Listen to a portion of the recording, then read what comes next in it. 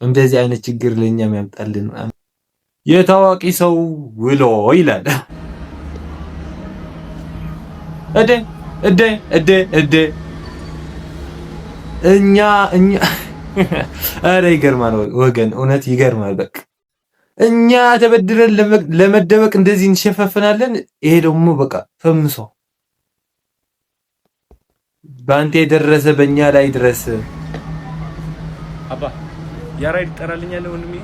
ያኛው ያራይ ኧረ በማርያም ጥራለት። አንጀቴን በላው በቃ አንጀቴን በላው በቃ። አፋጫ ምን አለብህ አንተ?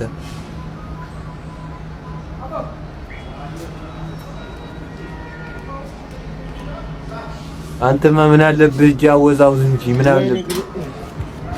ፍምስና ግን እንደዚህ ባትጠቀሙበት እውነት በቃ እኔም ስፈምስ ማለት ነው። እሺ ከማን ነው የምትሮጠው? የኔ አባት እንደምን አለ? ደህና ነው ወይ? ተሸፋፍኝ ነበር። ወደ እንትን እንሂድ። የሰው ክፋት አይ አይ አይ እኔ ጋር ደርሶ በተቸገርኩኝ እውነት እንደዚህ አይነት ችግር ለኛም ያምጣልን። አሜን።